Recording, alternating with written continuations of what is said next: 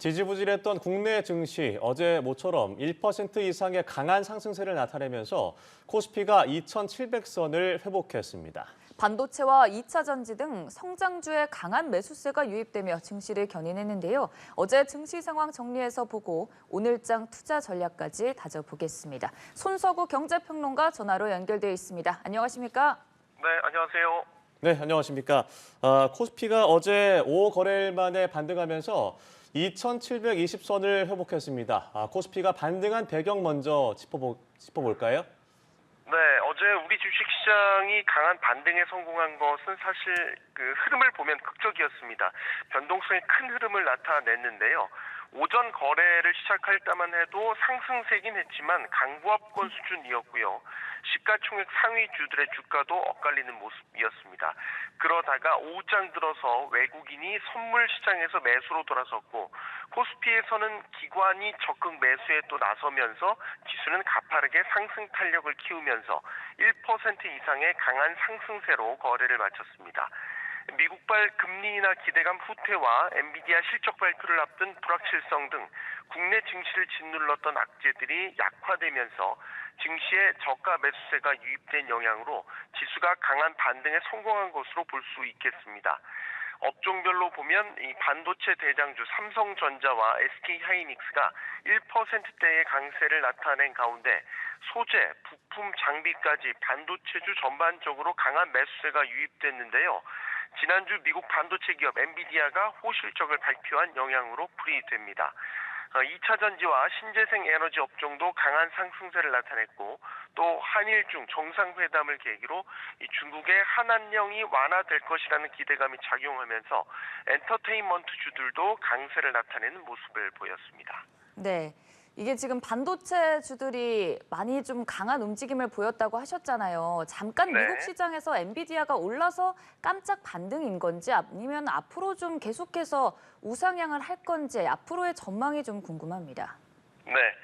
아무래도 엔비디아 효과가 크다고 볼 수 있겠습니다. 네. 아시는 것처럼 이제 미국 반도체 기업 엔비디아는 현재 인공지능 AI 인프라의 핵심 칩을 생산하는 곳으로 최근에 글로벌 증시는 이른바 엔비디아 효과에 좌지우지된다 해도 과언이 아닙니다.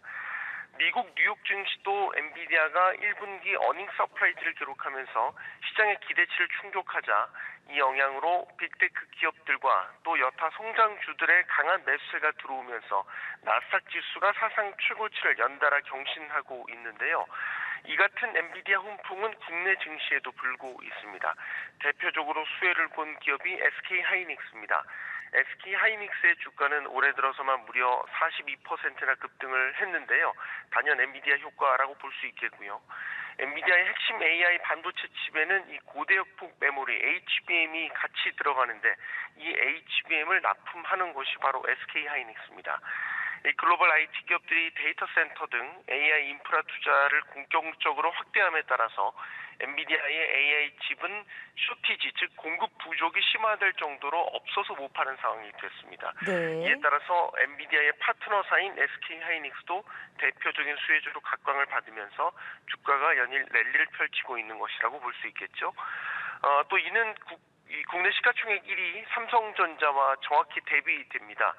삼성전자는 반도체 업황의 빠른 회복을 바탕으로 지난 1분기 반도체 흑자 전환에 성공했음에도 주가는 여전히 7만 원 선에 머물러 있습니다. 바로 엔비디아의 HBM을 납품하지 못하고 있는 게 주가의 악재로 작용하는 모습입니다. 엔비디아 효과를 누린 SK하이닉스 주가가 40% 이상 올라서 20만 원을 훌쩍 넘어선 것과는 대조적이라고 볼 수 있겠죠. 다만 삼성전자도 엔비디아의 HBM을 납품하기 위한 테스트를 진행 중에 있고 전통적인 메모리 반도체 수요도 강한 회복세에 접어들고 있기 때문에 하반기에 주가 상승의 기대가 커지고 있습니다. 만약 삼성전자가 차기 5세대 HBM인 HBM3E 시장에 안착하고 엔비디아 공급에 성공을 한다면 삼성전자 주가도 본격적인 상승 탄력을 받을 것으로 전망됩니다. 네, 저희가 네이버 주식 얘기도 해보죠. 안 그래도 부진하던 네이버 이 라인 야후 사태로 인해서 홍역을 앓고 있었는데 이 한일중 정상회의를 계기로 소강 국면에 접어들었다는 평가도 있습니다. 반등의 기미는 보이는지 어떻게 보십니까? 네.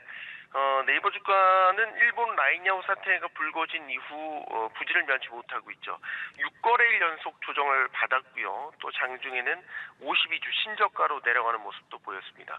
어제 같은 경우도 보합에서 거래를 마치면서 아직까지는 반등의 실마리는 찾지 못하는 모습입니다. 말씀하신 대로 이제 어제 열린 한일 간 정상회담에서 양국 정상이 라인야후 사태와 관련해서 입장을 표명했습니다. 그래서 일단 국가 간의 외교 분쟁으로 확대될 조짐은 수그러들었다라고 볼 수 있겠습니다. 그러나 이와 별개로 현재 네이버와 소프트뱅크 간 이 라인야후에 대한 지분 조정 협상을 진행 중이죠.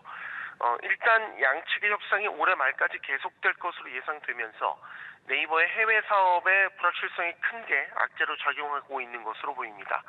이 모바일 메신저 라인과 관련한 각종 부가 사업은 네이버의 해외 사업 핵심인데다가 더욱이 일본에서 가장 많은 가입자를 확보하면서 가장 큰 매출처이기도 합니다. 이런 시장에서 자칫 철수해야 하는 상황에 놓일 수 있고 일본뿐 아니라 이 라인이 진출해 있는 동남아 등 다른 해외 사업에도 부정적인 영향을 미칠 수 있기 때문에 네이버의 성장성에도 강한 의문이 제기되고 있습니다. 또 초거대 언어 모델을 기반으로 한 인공지능 서비스 하이퍼클로바를 지난해 출시했지만 아직까지는 의미 있는 매출이나 성과를 내지 못하고 있는 점도 투자자들에게는 실망스러운 부분입니다. 기관과 외국인들이 최근 석 달간 네이버 주식을 각각 7,500억 원, 4,400억 원 넘게 팔아치우면서 네이버의 성장성에 강한 물음표를 제기하고 있습니다. 네, 네. 미국 뉴욕 증시는 메모리얼 데이로 휴장을 했습니다만 지난주에는 엔비디아가 실적을 내놓으면서 신고가 행진을 이어갔습니다. 이번 주에는 어떤 점을 좀 주목하면 좋을까요? 네. 이른바 엔비디아 훈풍이 계속 될 것인지가 관건입니다. 엔비디아의 실적은 글로벌 증시의 AI와 반도체를 필두로 한 강한 상승 신호로 해석이 됩니다. 즉 AI와 관련한 전후방 산업이 강한 성장세를 나타낼 것이고 이에 따라서 애플이나 마이크로소프트, 구글, 아마존 같은 미국 빅테크 기업들의 주가는 다시 한번 강한 상승세를 나타내면서 뉴욕 증시의 견인차 역할을 하게 될 것이라는 기대를 가져볼 수 있겠습니다. 이와 함께 인플레이션 완화에 따른 금리 인하 기대감이 살아날지도 이번 주 뉴욕 증시를 바라보는 관전 포인트입니다. 오는 31일에 발표되는 개인 소비 지출 PCE 가격 지수에 주목할 필요가 있는데요. PCE는 미국 연방준비제도가 선호하는 물가 지표고 무엇보다 통화 정책을 결정하는 데 있어서 연준이 공식 사용하는 물가 지표입니다. 전문가들은 4월 근원 PCE 가격 지수가 전년 동기 대비로는 2.8% 상승해서 전월치와 동일하고 전월 대비로는 0.2% 상승해서 전월 수치보다는 0.1%포인트 둔화됐을 것으로 예상하고 있습니다. 만약 시장의 예상에 부합한 결과가 나온다면 인플레이션이 차츰 하향 안정화돼가고 있다는 신호로 해석해 연준이 연내에 통화 정책의 피봇, 즉 금리를 인하하기 시작할 것이라는 기대감이 커질 것으로 보입니다. 이는 위험 자산 선호 심리를 북돋아 증시에는 긍정적으로 작용할 것으로 보입니다. 네, 알겠습니다. 경제 분석 들어봤습니다. 지금까지 손석우 경제평론가와 함께했습니다. 고맙습니다. 네, 고맙습니다.